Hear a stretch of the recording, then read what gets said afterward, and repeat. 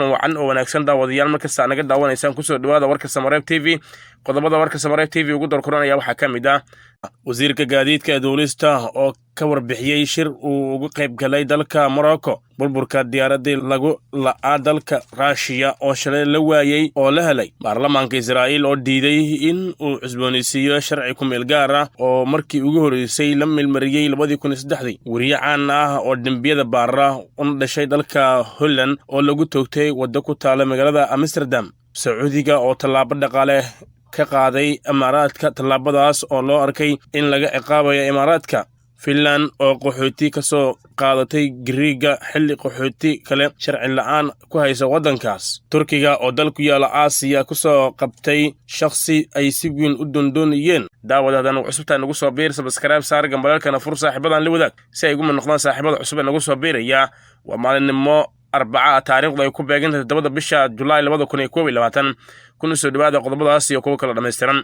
wasiirka gaadiidka iyo duulista hawada ee xukuumadda Soomaaliya Duraan Axmed Faarax ayaa ka warbixiyay shir uu uga qayb galay dalka Morocco halkaasi oo ka dhacay shir hay'adaha duulista ee jaamacadda Carabta wasiir Duraan ayaa sheegay in shirkan 3 sano ee mar la qabto laguna doorto gudoonada hay'adaha duulista kaasi oo noqonaya kii 26aad oo ay yeeshaan wadamada ku boobay hay'adda duulista ee jaamacadda Carabta shirkadoonka waxa ahaa sanadkan dalka Lebanon oo kala wareegtay wadanka Kuwait waxaana shirkan uu muhiim u yahay arrimaha hay'adaha duulista wasiirka gaadiidka ee duulista hawada Soomaaliya Duraan Axmed Faarax ayaa sheegay in kulanka uu muhiim u yahay hay'adda duulista rayidka Soomaaliyeed maadaama ay dawladda Soomaaliya la wareegtay maamulka hawadeeda ugu dambeyntii shirkan hay'adda duulista ee wadamada jaamacadda Carabta sanadkan waxaa ka qayb galay 22 dal waxaana dawladda Soomaaliya rajaynaysaa in mar kale ku soo laabato shir gudoonka maadaama muddo ka badan 30 sano dalka uu burbur ku jiray isla markaana dhammaan adeegyadii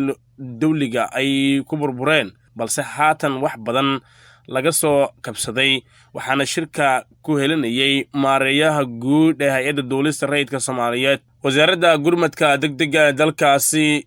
Ruushka ayaa sheegtay in burburka diyaaradaas laga helay meel ilaa 5 kilomitir dhanka waqooyi kaga toosan garoonka diyaaradaha ee magaalada Balana ee bariga fog ee Russia ma jirto cid ka badbaaday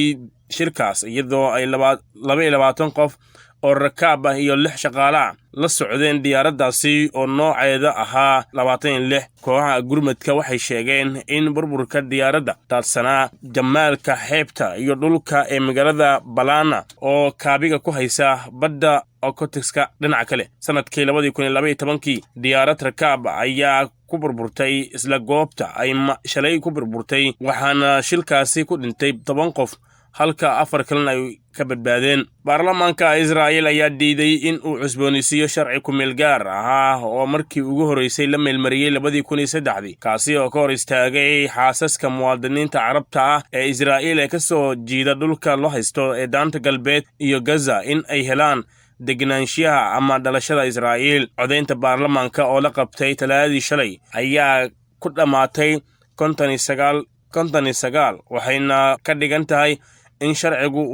uu ku dhamaanayo saacado gudahood sida uu sharcigana qabo muwaadiniinta Carabta oo lagu qiyaasayo 5 meelood meel shacabka Israa'iil ayaa waxa ay haystaan fursado kooban oo ay xaasaskooda kaga keeni karaan daanta galbeed iyo marinka Gaza sidoo kale dadka dhaleeceeya sharcigan oo ay ku jiraan sharci dejiyaal badan oo ah garabka bidix iyo kuwa Carabta ayaa ku qeexa inuu yahay tallaabo cunsurinimo ah oo lagu xadidayo koritaanka Carabta Israa'iil ee laga tirada badan yahay laakiin siyaasiyiinta taageersan ayaa sheegay in sharcigan looga baahan yahay amniga Israa'iil awgii iyo in la ilaaliyo in Israa'iil ay ahaato dal ay Yahuudu leedahay wariye caan ah oo dambiyada baara oo u dhashay dalka Holland ayaa si culus loo dhaawacay kadib markii lagu toogtay waddo ku taala magaalada Amsterdam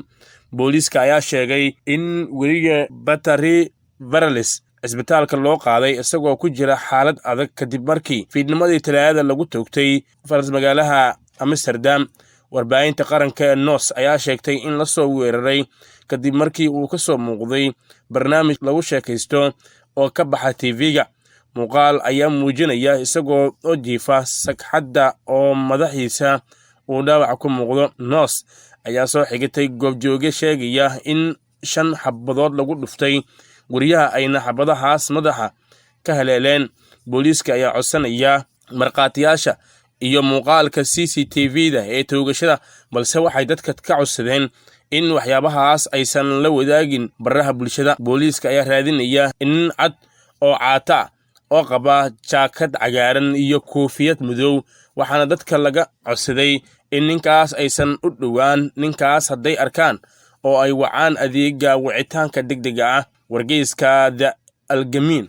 ayaa sheegay in qof la tuhunsan yahay lagu xiray koonfurta Amsterdam, balse arrintaas ma aanay xaqiijin booliiska. Kusimaha ra'iisul wasaaraha Holland Mark Rutte ayaa la filayaa in uu war qoraal ah ka soo saaro arrinta kadib markii uu la kulmay saraakiisha la dagaalanka argagixisada iyo booliiska magaalada Hague. Master Davis oo 64 jir ah ayaa caan ku ah baaritaanka dembiyada ka dhaca dalka Holland. Ka wariye ahaan wuxuu tabiyey kiisas waaweyn oo caan ah oo uu ka mid yahay afduubkii Freddy Hanneken oo dhacay 1983. waagii hore Master Davis waxaa soo food saaray hanjabaado la xiriira ku lug lahaanshihiisa kiisaska dembiyada la xiriira. Dowladda Sacuudiga ayaa dib u habeyn ku samaysay canshuurta iyo badeecadaha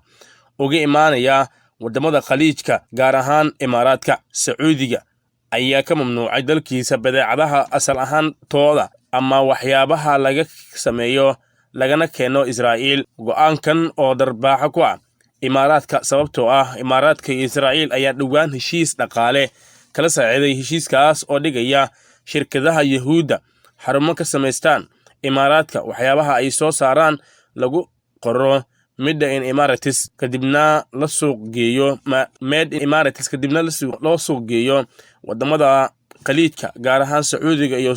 suuqa weyn. Sacuudiga ayaa canshuur dheeraad ah ku soo rogay badeecadaha laga sameeyo free zone sida Dubai oo kale, oo shirkado caalami ah xarumo ku leeyihiin, shaqaalaha ka shaqeeyana ajaanib wada yihiin. Go'aankan ayaa darbaaxo kale ku ah Imaaraadka sababtoo ah Imaaraadka wuxuu xarun ama gogol u yahay shirkado caalami ah. waa suuq ka mid ah suuqada ugu waaweyn caalamka ee free zone leh shirkadaha waaweyn ee kala duwan yihiin. Labada wadan ayaa dhowaan khilaaf soo kala dhaxgalay, khilaafkaas oo ku aadan arrimaha shidaalka ee lagu go'aamin lahaa ururka OPEC. waxaa jira khilaafaad hore oo sal u ah dagaalka Yemen iyo xiriirka sida xawliga ah ee ka dhex bilowday Imaaraadka iyo Israa'iil. Finland ayaa ugu dambeyn dhamaystirtay qaxooti ay ka soo qaadanaysay dalka Giriiga, kuwaasi oo dib u dejin looga sameeyey dalka Finland. tan iyo sanadkii 2020 ku dhawaad 169 qaxooti ayaa soo gaaray Finland, taasi oo ka dhigan in badi la dhammaystiray tirada qaxootiga Finland ay ku soo qaadanaysay dalkaas. Qaxootiga gaaray Finland ayaa imaanaysa xilli tiro badan oo qaxooti ah ay sharci la'aan ku hayso dalkaasi, kuwaasi oo qaarkood dib looga celiyey dalalkooda. dad badan oo ku sugan dalkaas ayaa su'aal ka keenay sababta dowladda ay qaxooti ku soo qaadanayso xilli dad badan oo waddanka ku nool aysan siinin sharciga waddanka. Madaxweynaha Turkiga Rajab Tayyip Erdogan ayaa shaaciyey in sirdoonka Turkiga ee MIT ay howlgal guuleystay ay ku fuliyeen bartamaha Aasiya. Howlgalkan ayaa sirdoonka Turkiga wuxuu ku soo qabtay Orhan Inandi oo ka mid ahaa maamulayaashii ugu sarreeyay ee ururka argagixisada ahaa ee Fethullah Gulen. ururkaas oo ahaa kii ka dambeeyey inqilaabkii fashilmay ee Turkiga ka dhacay 2016. Orhan Inandi ayaa ahaa maareeyaha guud ee ururka Gulen ee bartamaha Aasiya iyo xoghayntiisa,